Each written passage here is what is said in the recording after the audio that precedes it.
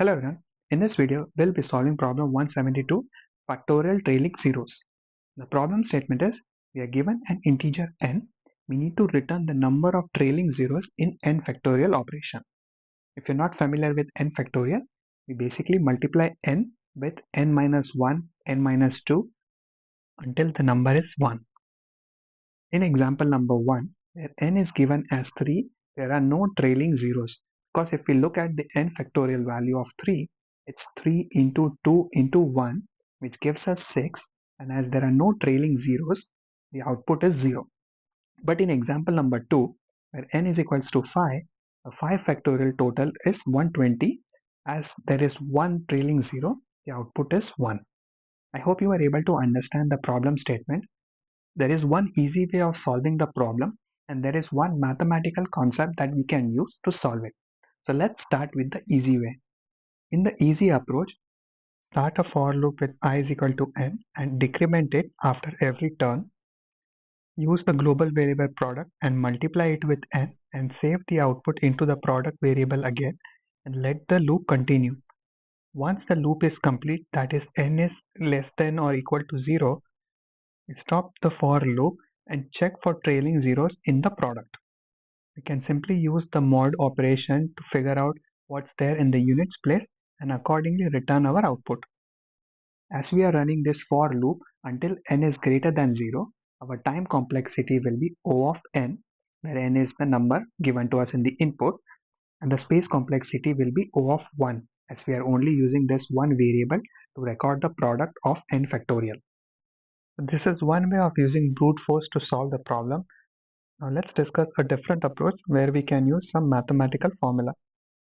If we take n is equal to 5, the n factorial will be 5 into 4 into 3 into 2 into 1, resulting in total of 120, which contains one trailing zero.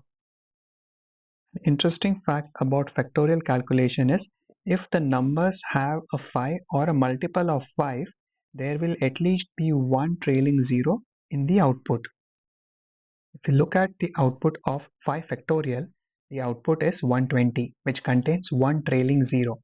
This is because there is one 5 in the calculation that we are doing. To simplify it further, 5 factorial, if we multiply 5 with 4, the output is going to be 20, and then any multiplication done on 20 will have one trailing zero at the end.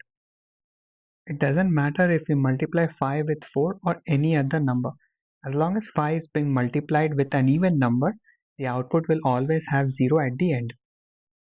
So this logic can be used in solving the problem. As long as we can figure out the total number of 5s in the value n, we can determine how many zeros there could be at the end of the output. Let's apply this formula to another example where n is equal to 15. 15 factorial is this huge number with 3 zeros at the end. Another way to put it is, because n is 15, if we divide it by 5, which will give us 3. So we can safely say that there will be 3 zeros at the end. I hope you were able to understand how we are using this logic to solve the problem without having to run any for loop and multiply the numbers to figure out the factorial. This is not an easy solution that you can come up with unless you have worked and solved several math related problems. It took me a while to wrap my head around this approach in solving similar kind of problems. With this solution, our time complexity is O of log n to the base 5. This is because we'll be running a while loop until n is divisible by 5. So we may need to run the loop multiple times if n is multiple of 5, like 25 or 125.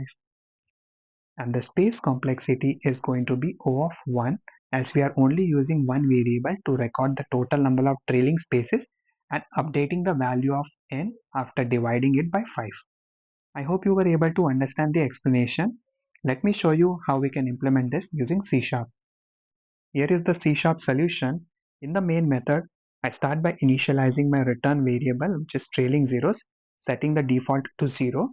After that, I'm starting a while loop until n is greater than or equal to 5. Inside the while loop, I divide n by 5 and save the output back into n. And depending on the value of n, we'll be incrementing the trailing zeros value. The while loop can run multiple times if the value of n is multiples of 5, like anything greater than 25 or 125. There could be multiple loops that will be executed. Once n is less than or equal to 5, we jump out of the while loop and return the trailing zeros as our output. This code, when submitted on LeetCode, beats 100% of the submissions in terms of runtime and 56% in terms of memory. Thank you for watching this video. I hope you were able to understand the explanation. The details to access the source code is available in the description below. Feel free to check that out, and I will see you in the next one. Thank you.